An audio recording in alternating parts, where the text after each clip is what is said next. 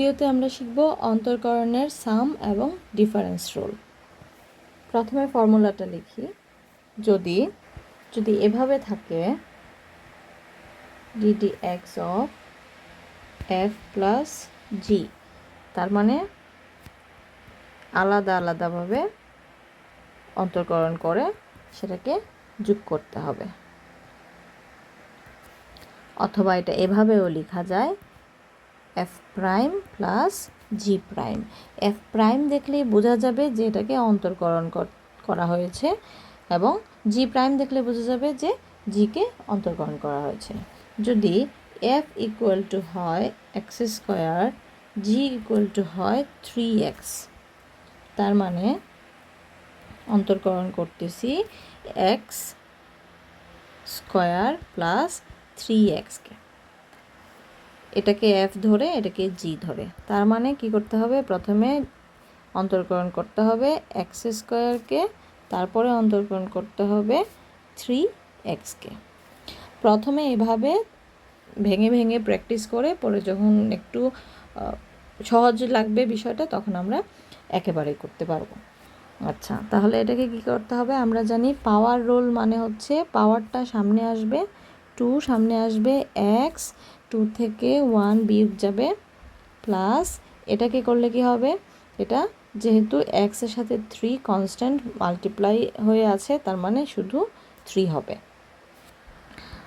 Final answer হচ্ছে x two x plus 3। তার মানে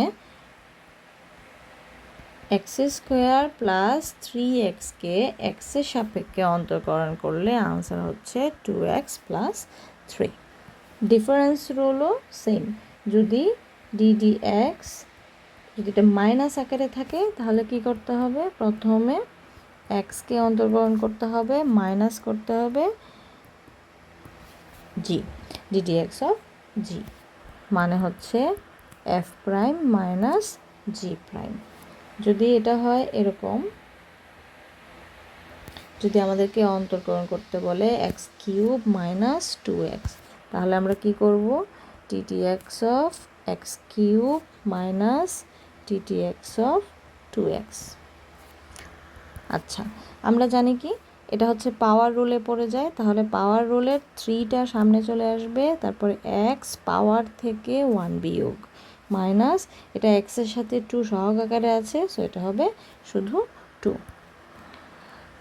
3x, 3 থেকে 1 গেলে 2, মানে 3x square minus 2।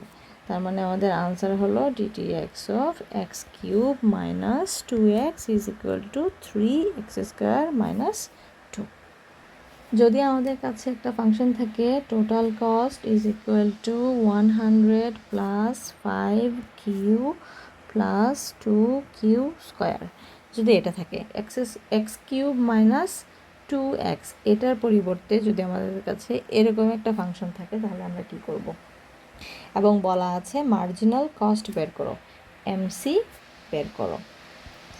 Marginal cost বের করার মানেই হচ্ছে আমাদেরকে এখানে ডেরাইভেটিভ বের করতে বলা হচ্ছে, ডিফারেন্সিয়েশনের মাধ্যমে ডেরাইভেটিভ বের করতে বলা আছে।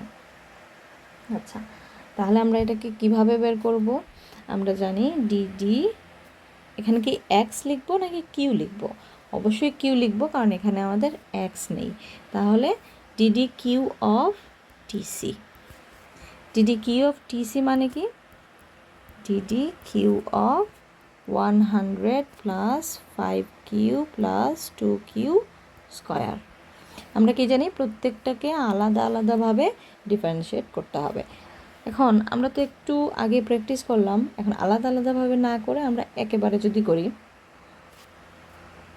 ডিডি কিউ অফ 100 মানে কি, এটা একটা সংখ্যা, এটা একটা কনস্ট্যান্ট, তাই এটা হবে 0। ডিডি কিউ অফ 5q মানে কি, কিউ এর সাথে যেহেতু এটা 5 মাল্টিপ্লাই হয়ে আছে, তাই এটা শুধু 5 হবে, প্লাস এখানে কি পাওয়ার আছে, সো পাওয়ার থাকলে পাওয়ারের রুল হয় 2, যেহেতু আগেই আছে এখানে 2টা বসিয়ে দিব, তারপরে পাওয়ারটা বসালাম, তারপরে কিউ এর উপরে 2 পাওয়ার ছিল মাইনাস 1, তাহলে এখানে 0 লেখার দরকার নাই, প্লাস 5 প্লাস 2 2 হয় 4, কিউ 2 থেকে 1 গেলে 1, এটা আর লিখলাম না। তার মানে হচ্ছে আমাদের আনসার হবে এটা। এখানে আমরা দেখলাম যে কি যদি একাধিক রাশি থাকে তাহলে কিভাবে ডিফারেন্সিয়েট করতে হয়। তার মানে আমাদের প্রাপ্ত এমসি হচ্ছে 5 + 4q। আমরা আরেকটা উদাহরণ দেখি। ধরি আমাদের ইউটিলিটি ফাংশন দেওয়া আছে 10q + 4q3। এখান থেকে আমাদেরকে কি করতে হবে? মার্জিনাল ইউটিলিটি বের করতে হবে। মার্জিনাল ইউটিলিটি মার্জিনাল ইউটিলিটি বের করো। মার্জিনাল ইউটিলিটি মানে কি? এমইউ বের করার ক্ষেত্রে আমাদেরকে অবশ্যই এই ফাংশনটাকে ডিফারেন্সিয়েট করতে হবে।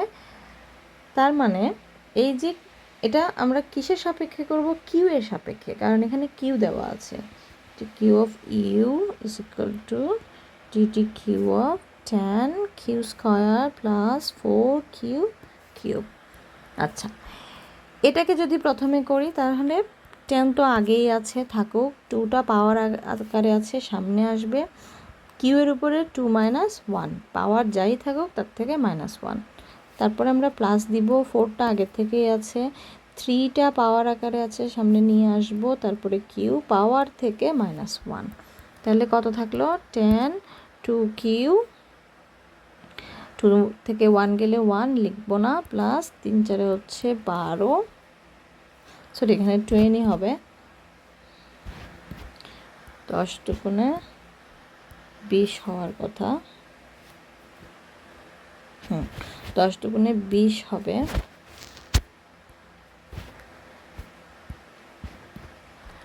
20q + 3 4 12q², এটা হচ্ছে আমাদের আনসার। তাহলে আমরা দেখলাম যে কিভাবে একাধিক রাশি থাকলে পাওয়ার রোল বা মাল্টিপ্লাই হয়ে থাকলে কিভাবে এবং কনস্ট্যান্ট থাকলে কিভাবে আমাদেরকে ডিফারেন্সিয়েশন করতে হবে।